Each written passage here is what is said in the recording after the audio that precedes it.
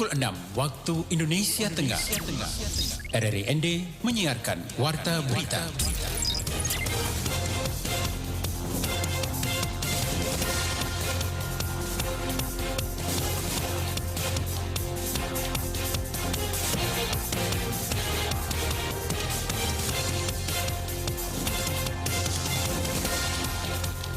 Selamat pagi saudara, Anda mendengarkan Warta Berita Produksi RRI ND Senin 8 Agustus 2022. Sari berita, Festival Golokoe, produk wisata baru yang menonjolkan kekayaan budaya dan spiritual masyarakat, hari ini digelar di Labuan Bajo. Transformasi koperasi perlu dilakukan untuk memberikan perubahan yang lebih baik. Mengakhiri Warta Berita pagi ini kami hadirkan feature dengan judul Kisah Tukang Sol Sepatu yang bertahan di tengah himpitan ekonomi. Inilah berita selengkapnya bersama saya Rizwan Sumbi.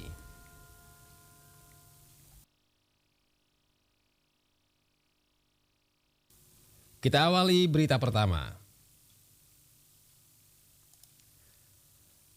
Keuskupan Ruteng bekerjasama dengan Pemda Manggarai Barat, BPO LBF, dan para stakeholder pariwisata menggelar Festival Golokoe Labuan Bajo yang berlangsung dari tanggal 8 hingga 15 Agustus 2022.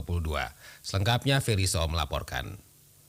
Keadaan sekarang Labuan Bajo sangat aman, damai, dan toleransi kehidupan beragamanya sangat luar biasa. Festival Golokoe ini melibatkan umat Keuskupan Ruteng dari seluruh pelosok tanah Nucalale dalam kerjasama yang erat dengan komunitas lintas agama di Manggarai. Diadakannya festival religi kultural ini juga bertujuan mendorong dan menggiatkan seluruh kegiatan ekonomi kreatif masyarakat dalam meningkatkan kesejahteraan hidup. Atas dasar ini, moto dan karakter dasar festival ini adalah pariwisata holistik, berpartisipasi, berbudaya, dan berkelanjutan. Romo Ino, panitia Festival Golokoe, mengatakan festival ini mendukung dan mendorong 3 atraksi pariwisata atau daya tarik wisata, yaitu alam, budaya, dan religi, dan laksanakan di tempat terbuka. Festival ini sebenarnya mendukung dan mendorong 3 atraksi pariwisata atau daya tarik wisata, yaitu alam, budaya, dan religi. Nah, ini kita adakan festival ini di tengah alam terbuka. Di belakang kita ada laut. Puncak dari Festival Golokoe tanggal 15 Agustus yang akan datang. Sementara Ketua Umum Panitia Festival Golokoe, Julianus Weng, yang juga sebagai Wakil Bupati Manggarai Barat, mengatakan dalam festival ini banyak kegiatan yang akan dilaksanakan seperti kegiatan religi, atraksi budaya, dan pameran UMKM. Berbagai kegiatan ini bertujuan untuk menumbuh kembangkan pariwisata Labuan Bajo Flores yang berakar dan bertumbuh dalam keunikan dan kekayaan kultural dan spiritual setempat. Secara garis besar, tanggal 8 itu ada pembukaan opening ceremony, kemudian malamnya ada musik, dan menghadirkan musisi Ivan. Kemudian mulai besok tanggal 9 sampai dengan 13, 14, malam 15, itu ada berbagai macam kegiatan, ada pameran, kemudian kuliner, dan ada kegiatan ekologis di tanggal 10 kalau tidak salah, pada siang hari, itu kegiatan penanaman pohon bambu direncanakan 3.000 anakan bambu dan bakau. 14 itu ada kegiatan prosesi patung Bunda Maria, besoknya pada acara puncak itu ada misa agung.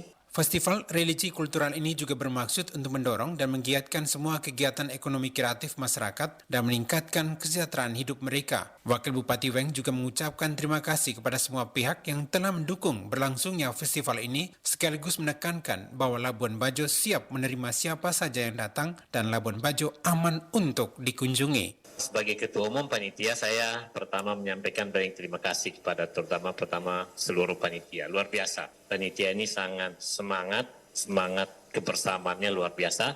Sehingga kami yakin bahwa acara ini sukses, tidak akan sukses tanpa dukungan dari berbagai pihak, yang pertama. Yang kedua, sebagai pemerintah kami sampaikan bahwa keadaan sekarang Labuan Bajo sangat aman, damai, dan toleransi kehidupan beragamanya sangat luar biasa. Tidak perlu ada rasa was-was, rasa khawatir untuk datang ke Labuan Bajo. Kami menjamin bahwa situasi Labuan Bajo saat ini sangat aman, nyaman, dan damai. Kegiatan yang berlangsung hingga tanggal 15 Agustus ini diisi dengan acara Pekan Pameran dan Kuliner, Pekan Pentas Seni, kegiatan ekologis dan karitatif, prosesi akbar Bunda Maria Assumpta Nusantara pada tanggal 14 Agustus 2022, Misa Agung Maria Assumpta Nusantara pada 15 Agustus 2022 yang dipimpin oleh Yang Mulia Uskup Ruteng bersama ratusan imam konselebran di Waterfront City Labuan Bajo dan akan dimeriahkan oleh Citra Skolastika. RRI ND Ferry Soo melaporkan. Kita beralih ke berita selanjutnya. 3 wilayah di Provinsi NTT terancam dilanda kekeringan akibat musim kemarau. Stasiun Klimatologi Kelas 2 Kupang, Badan Meteorologi, Klimatologi dan Geofisika melaporkan, tidak hanya 3 wilayah di NTT, BMKG juga memperkirakan wilayah lain akan mengalami hari tanpa hujan lebih dari 31 hari. BMKG memperingati masyarakat untuk mewaspadai cuaca ini. Kepala Stasiun Klimatologi Kelas 2 Kupang BMKG Rahmatullah Aji mengatakan status awas kekeringan dialami wilayah Kecamatan Rote Barat Laut, Kabupaten Rotendao, Kecamatan Raijua, Kabupaten Sabu Raijua, dan Kecamatan Haharu, Kabupaten Sumba Timur. Menurutnya ancaman bencana kekeringan ini perlu diwaspadai masyarakat karena dapat berdampak pada sektor pertanian dengan sistem tada hujan.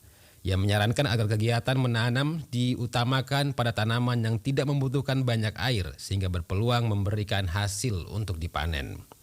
Selain itu juga berdampak pada berkurangnya ketersediaan air tanah sehingga menyebabkan kelangkaan air bersih.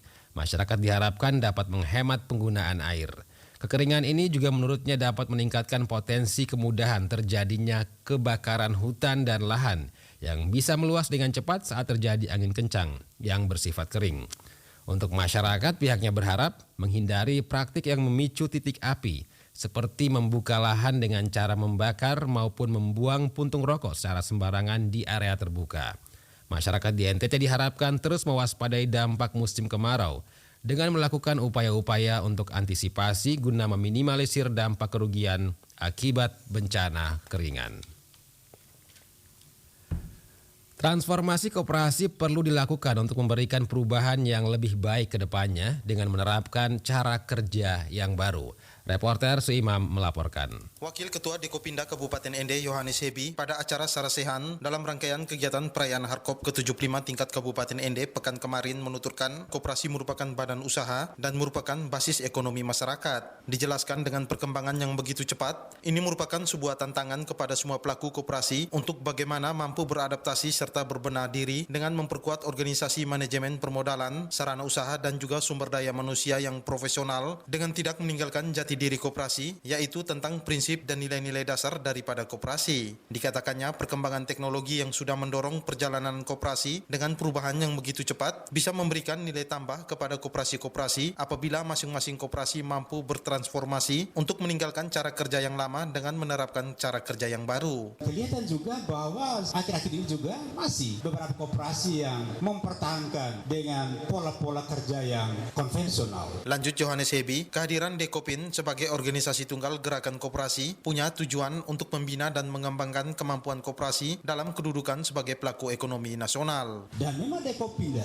yang ada di daerah itu menjadi garda terdepan untuk bagaimana menegakkan aturan-aturan perkoperasi sebagai penjabaran dari amanat Undang-Undang Dasar 1945. Itu sudah menjadi prioritas kehadiran koperasi. Ditambahkan dalam mendukung transformasi koperasi untuk ekonomi berkelanjutan, Dekopin mempunyai peran yang sangat strategis, yakni yang pertama, sebagai wadah memperjuangkan cita-cita dan nilai-nilai luhur koperasi dan menyalurkan aspirasi gerakan koperasi. Kemudian yang kedua, Dekopin merupakan wakil gerakan koperasi Indonesia, baik dalam negeri maupun di luar negeri. Dan yang ketiga, Dekopin merupakan mitra kerja pemerintah dalam pembangunan koperasi untuk mewujudkan ekonomi yang berkeadilan.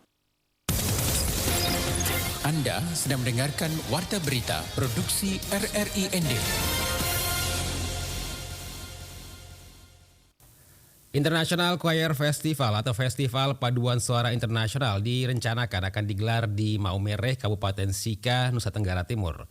Perwakilan dari 28 negara akan hadir dalam kegiatan yang dikemas dengan nuansa pariwisata Pulau Flores itu. Ketua Komunitas Peduli Pariwisata Flores, Lucia Adinda Leburaya kepada RRI mengatakan ada 1.500 peserta dari 28 negara yang terkonfirmasi sudah pasti hadir dalam acara International Choir Festival yang digelar bulan Juli 2023 mendatang. Kegiatan ini lanjut usia secara rutin digelar setiap tahun di sejumlah kota-kota besar di Indonesia dan negara lainnya.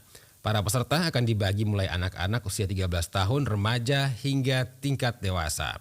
Menurut Lucia, selain akan mengikuti kompetisi paduan suara, 1.500 warga negara asing juga dijadwalkan akan berwisata ke sejumlah destinasi wisata menarik di Pulau Flores, mulai dari Flores Timur, Sika, Ende hingga Labuan Bajo di Manggarai Barat. Pihaknya menggelar kegiatan tersebut di Kabupaten Sika agar objek wisata lainnya di Pulau Flores bisa dikenal secara luas di mancanegara. Kita bekerja sama dengan Bandung Choral Society dan kita akan melaksanakan event ini yang bertaraf internasional, yaitu kegiatan Maumere International Choir Festival 2023. Untuk persiapannya, memang ini kegiatannya akan laksanakan di Sika dan itu akan hadir kurang lebih 28 negara, mungkin bisa lebih dari 28 negara. Jadi kita bersyukur bahwa di tahun depan Kabupaten Sika akan menjadi tuan rumah dari penyelenggaraan Festival Paduan Suara Internasional ini. Saya mau mengatakan bahwa pariwisata kita ini tidak hanya ada di Labuan Bajo, tetapi di Flores juga ada, ya di Bata, di mana-mana juga ada. Mengapa saya mengambilnya di Sika? Kita mengambil di Sika. Di Sika itu, dari Sika kita bisa kemana-mana, ke kabupaten-kabupaten tetangga, karena konsep daripada kegiatan paduan suara ini adalah selain mereka berkompetisi, tetapi juga mereka berwisata. Sementara Ketua Panitia International Choir Festival, Tessa Nurak mengatakan untuk menggelar kegiatan ini pihaknya bekerja sama dengan Bandung Choral Society, sebuah organisasi yang bergerak mengembangkan komunitas paduan suara di Indonesia. Dalam kegiatan itu, lanjut Tessa, akan ada konser persahabatan, yakni semua anggota paduan suara dari berbagai negara akan menyanyikan lagu Gemu Famire yang berasal dari Maumere, Kabupaten Sika.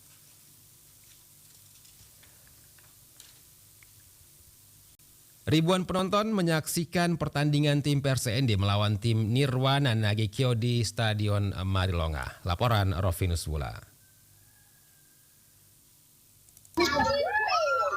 Langsung.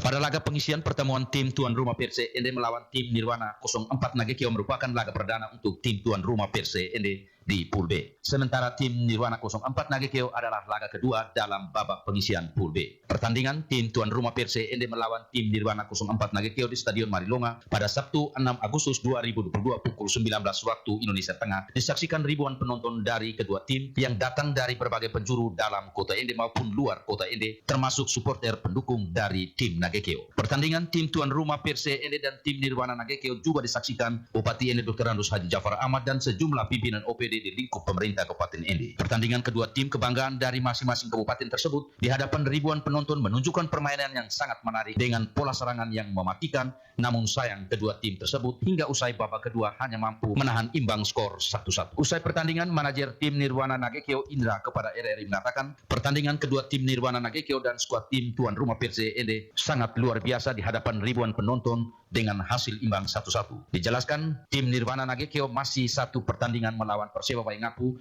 dengan harapan memperoleh hasil yang baik. Hari ini memang pertandingan luar biasa. Nirwana 04 Nagekyo melawan Perse-Ende bersama supporternya begitu luar biasa. Terima kasih buat panitia, terima kasih buat Ende yang sudah memenuhi stadion Marilonga ini. Tapi masih sisa satu pertandingan lagi melawan Persewa Waingapu. Ya mudah-mudahan mendapat hasil yang baik juga. Secara terpisah, pelatih kepala tim Perse-Ende Aloysius Surago mengatakan sebagai pelatih memberikan apresiasi kepada para pemain yang sudah menampilkan maksimal dalam laga perdana melawan tim Nirwana. Dijelaskan sebenarnya pola permainan anak asuhnya sudah sesuai dengan konsep materi dan formasi yang diberikan dari babak pertama maupun babak kedua. Penampilan sudah luar biasa, namun mungkin keberuntungan belum berpihak kepada tim Perse-Ende. Sebenarnya anak-anak sudah bermain sesuai dengan konsep materi, konsep strategi, konsep formasi yang sudah bagus. Baik dari babak pertama maupun babak kedua. Memang terlihat bahwa kami sedikit mengurung pertahanan lawan. Karena memang saya perlu mengakui bahwa di menit-menit awal memang anak-anak agak sedikit nervous karena situasi penonton yang begitu banyak. Tetapi keluar dari menit 20 ke atas itu sudah miliknya kita dan bermain sesuai dengan formasi. Hanya memang keberuntungan pada malam ini belum ada berpihak kami, tapi nanti pertandingan selanjutnya ya pastinya kami akan memperbaiki. Yang paling utama adalah finishingnya. Melihat hasil pertandingan melawan Nirwana Nagekyo 1-1, Aloysius mengatakan untuk pertandingan selanjutnya pihaknya akan melakukan perbaikan terutama pada titik penyelesaian karena jika dilihat dari pola permainan sudah sesuai dengan materi yang diberikan. Sementara skuad tim Nirwana Nagekyo tetap bermain dengan pola yang sama, tetap menyerang. RRI Endervin Sula melaporkan. Saudara, mengakhiri warta berita daerah pagi ini kami hadirkan feature dengan judul Kisah Tukang Sol Sepatu yang Bertahan di Tengah Himpitan Ekonomi.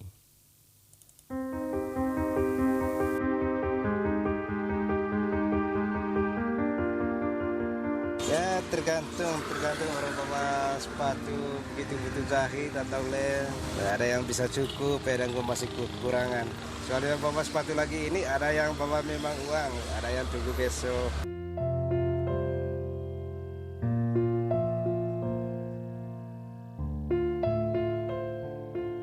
Sol sepatu adalah profesi yang hanya beberapa orang saja yang menekuninya. Petrus Banggut, pria kelahiran desa Bangka Ajang, Rahong Utara, Kabupaten Manggarai, menggeluti usaha sol sepatu dari tahun 1998 hingga tahun 2003.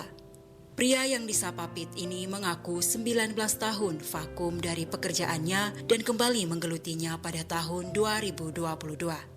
Bapak Pit kembali menggeluti usahanya di daerah Waimata, Labuan Bajo untuk memenuhi kebutuhan hidupnya dari pukul 6 pagi hingga pukul 6 sore melayani masyarakat Labuan Bajo yang ingin memperbaiki sepatu ataupun sandalnya. Saya nama Petrus Banggut dari Ajang desa Bangka Ajang. Kerjanya di Labuan Bajo untuk sol sepatu.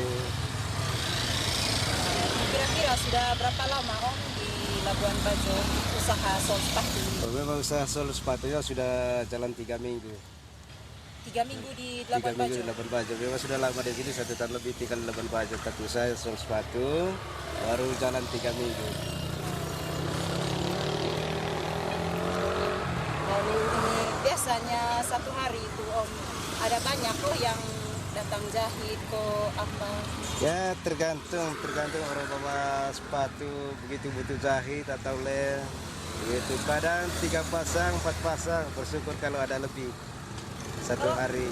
Kalau satu sepatu begini biasanya berapa Om pasang-pasang? Ada yang 25, ada 30, ada 35, tergantung dari kulit sepatunya itu. Cuma tidak bisa untuk ganti bata, soalnya tidak ada bata untuk sol sepatunya begitu. Cuma penerimaan jahit dengan lem saja. Soalnya di sini tidak ada jual bata untuk menggantikan bata. Meskipun dalam satu hari hanya mendapatkan 3 hingga 4 pasang jahitan sepatu dan dipatok dengan harga Rp25.000 hingga Rp35.000 per sepatu, pria berusia 60 tahun ini mengaku penghasilannya bisa dikatakan kurang untuk hidup di Labuan Bajo. Pria asal Kampung Ajang ini tidak menerima upahnya langsung dalam satu hari. Terkadang beliau baru menerima upah kerjanya setelah sepatu pelanggannya sudah dijahit. Dan ia tidak memaksakan untuk segera dibayar. Kalau untuk pendapatannya itu Om dalam satu hari memenuhi tidak untuk kita punya kebutuhan? Ya kadang kurang, kadang pas dan tidak tertentunya untuk pendapatan satu hari begitu. Ada yang bisa cukup, ada yang masih kekurangan. Soalnya bawa sepatu lagi ini ada yang bawa memang uang, ada yang tunggu besok. Memang sudah jahit ya. Kalau mereka bilang, ya Om, kasih tinggal satu sepatu, besok baru ambil dia, tidak apa-apa, perlu bersabar begitu. Jangan memaksakan orang yang bawa sepatu begitu. Baru Om ini biasanya dari jam berapa stay di sini? Saya dari 6:30 sampai jam 6. Jam 6. Baru tempatnya di sini terus Di atau sini tidak terus. pindah tempat? Oh. Ya, tidak pernah pindah. Di sini terus setiap hari. Tapi pekerjaannya ini atau ada pekerjaan sampingan lainnya mungkin usaha apa? Tidak, ini saja. Ini saja. Berarti bergantung dengan ini penghasilan. Iya, tergantung dari penghasilan. Hidup. Iya. Tapi selama ini Om belum pulang ke Ruteng atau? Belum, memang pernah. Baru berapa hari? Baru 1 bulan lebih. Dari tanggapannya Om dengan sekarang, apalagi kan Labuan Bajo ini sudah termasuk kota super prioritas, toh. Apakah berpengaruh dengan ininya Om juga, usahanya Om? Tidak berpengaruh. Memang agak lumayan ya, begitu. Lumayan bagus. Daripada kita tinggal di Ruteng ya cukup setengah mati untuk biaya hidupnya ini. Memang di sini. Iya. Dari sedikit dapat di Labuan Bajo, tapi lumayan lah. Begitu. Terus apakah sebelumnya Om ada ini bentuk dukungan dari pemerintah kah untuk usahanya Om sendiri? Tidak pernah. Karena saya baru buka jalan 3 minggu sudah ini. Mungkin pemerintah belum begitu tahu. Ya, memang tidak semua orang, cuma saya tidak pelatihan, cuma pengalaman sendiri saja. Ya, memang dulu tahun 98 saya kerja sampai tahun 2003 sol sepatu di sini juga. Berarti setelah 2003 itu istirahat sol sepatu mulai lanjut lagi di 2022. Iya, 2022. Di Labuan Bajo ini Om sendiri atau ada lagi orang lain yang ikut usaha seperti ini? Ada adanya di sana itu dia, ada sepupu juga di sebelah Pertamina. Memang satu kampung juga adanya itu, ada sepupu. Sama-sama juga baru 3 minggu juga Pak? Tidak, dia sudah lama 1 tahun lebih. Dengan mengandalkan jarum dan benang khusus, Bapak Pit dengan lincah menjahit meskipun awal mulanya Bapak Pit sering tertusuk jarinya karena jarum. Tapi kadang ini saya lihat pakai cutter, ada jarum, kadang pernah tidak ini kan? Ada, cuma terkena dengan jarumnya ini waktu tusuknya itu. Ini, jari-jari. Kalau cutter ini tidak, cuma tertusuk dengan jarum saja. Awal pertamanya, kalau sudah biasa saja ya tidak jarum lagi. Memang baru bukanya begini biasanya kena tertusuk dengan jarum. Mungkin Om punya harapan kedepannya untuk pemerintah, mungkin untuk bantuan Om atau harapan dari Om sendiri seperti apa Om? Ya tergantung dari pemerintahnya juga. Harapannya sendiri memang sudah harapan sendiri. Baik kalau perhatian dari pemerintahnya gitu tuh, saya bersyukur kalau begitu, kalau ada perhatian dari pemerintah. Kalau misalnya pemerintah menawarkan pelatihan, Om bersedia ya? Ya, saya bersedia. Yang penting pemerintah untuk perhatian saya.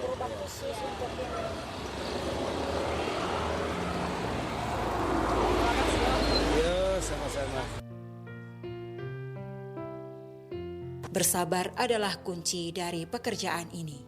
Bagi Bapak Pit, bersyukur akan senantiasa membawa kita kepada jalan kemudahan.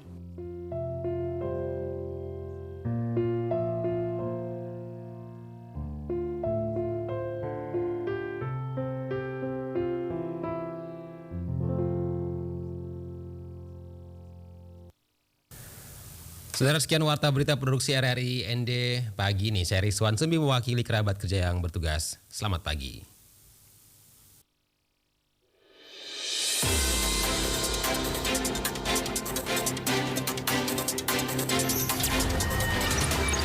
Terima kasih. Anda telah mendengarkan Warta Berita Produksi RRI ND.